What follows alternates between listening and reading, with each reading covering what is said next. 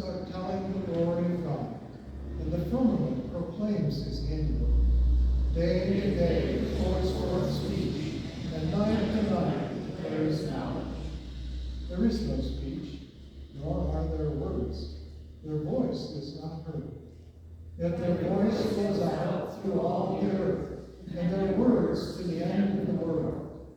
In them God has set a tent for the sun, which comes out like a bridegroom leaving his chamber, and runs its course with joy like a strong man. Its rising is from the end of the heavens, and its circuit is to the end of them, and there is nothing hid from its feet.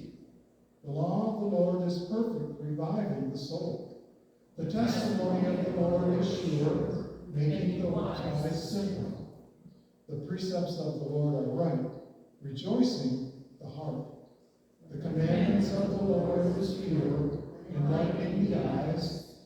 The fear of the Lord is clean, enduring forever. The ordinances of the Lord are true and righteous altogether. More to be desired are they than gold, much fine gold. Sweeter also than honey, and the drippings of the honeycomb. Moreover, by them is your servant warned. In keeping them there is great reward. But who can detect one's own errors? Clear me from hidden faults. Keep also your servant from the insolent.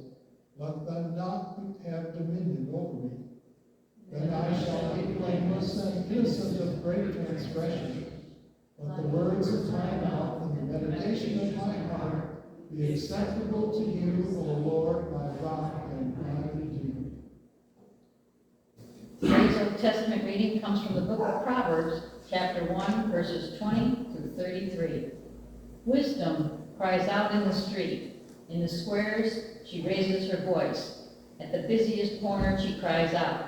At the entrance of the city gates, she speaks. How long, O simple ones, will you love being simple? How long will scoffers delight in their scoffing, and fools hate knowledge? Give heed to my reproof. I will pour out my thoughts to you. I will make my words known to you. Because I have called and you refused, have stretched out my hand and no one heeded, and because you have ignored all my counsel and would have none of my reproof, I also will laugh at your calamity.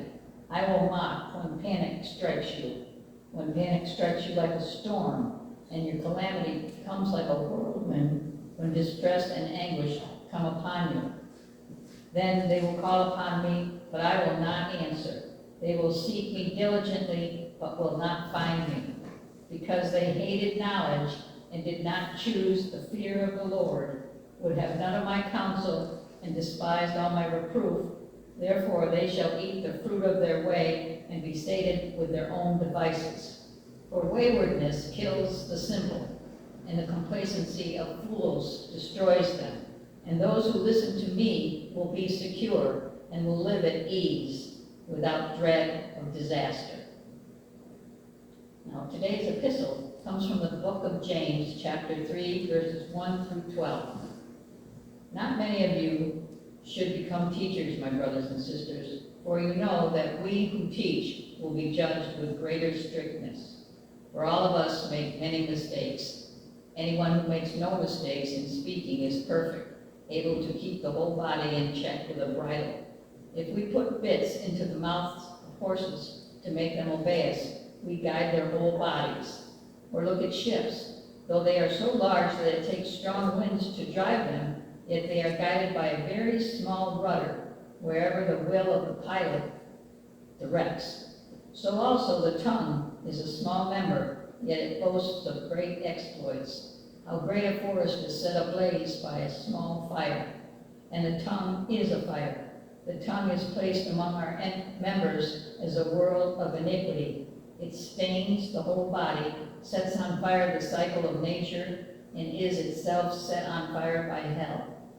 For every species of beast and bird, of reptile and sea creature can be tamed and has been tamed by the human species, but no one can tame the tongue, a restless evil, full of deadly poison. With it we bless the Lord and Father, and with it we curse those who are made in the likeness of God.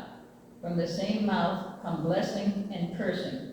My brothers and sisters, this ought not to be so. Does a spring pour forth from the same opening both fresh and brackish water? Can a fig tree, my brothers and sisters, yield olives, or a grapevine figs? No more can salt water yield fresh. Now, today's gospel comes from the book of Mark, chapter 8, verses 28 through 38, 27 through 38. Jesus went on with his disciples to the villages of Caesarea Philippi, and on the way he asked his disciples, "Who do people say that I am?" And they answered him, "John the Baptist," and others, "Elijah," and still others, "one of the prophets." He asked them, "But who do you say that I am?" Peter answered him, "You are the Messiah." And he sternly ordered them not to tell anyone about him. Then he began to teach them that the Son of Man must undergo great suffering and be rejected by the elders, the chief priests, and the scribes, and be killed, and after 3 days rise again. He said all this quite openly, and Peter took him aside and began to rebuke him. But turning and looking at his disciples, he rebuked Peter and said, "Get behind me, Satan, for you are setting your mind not on divine things, but on human things." He called the crowd with his disciples and said to them, "If any want to become my followers, let them deny themselves and take up their cross and follow me. For those who want to save their life will lose it, and those who lose their life for my sake and for the sake of the gospel will save it. For what will it profit them to gain the whole world and forfeit their life? Indeed, what can they give in return for their life? Those who are ashamed of me and of my words in this adulterous and sinful generation, of them the Son of Man will also be ashamed when he comes in the glory of his Father with the holy angels." This is the word of God to the people of God. Thanks be to God.